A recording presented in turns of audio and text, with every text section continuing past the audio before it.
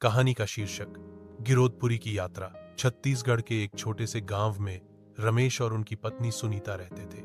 दोनों की शादी को 20 साल हो चुके थे, लेकिन जीवन की भाग दौड़ में कभी साथ में कहीं घूमने का मौका नहीं मिला।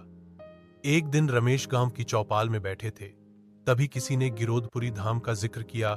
गुरु घासीदास जी की जन्मभूमि, संतों की पावन धरती। रमेश का मन तुरंत बन गया।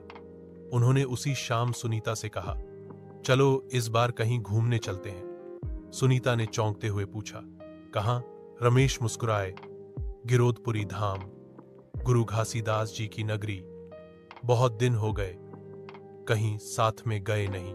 सुनीता के चेहरे पर भी हल्की मुस्कान आ गई।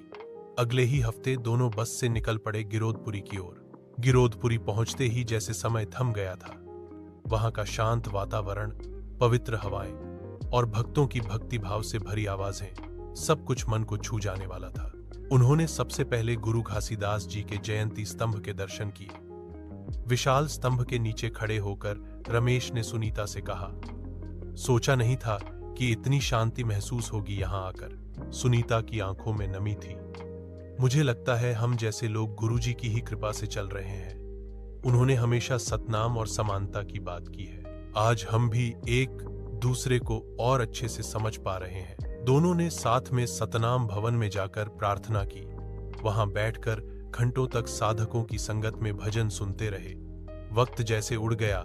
लौटते समय बस में बैठकर सुनीता ने रमेश का हाथ थाम लिया और बोली, शुक्रिया मुझे यहां लाने के लिए। ये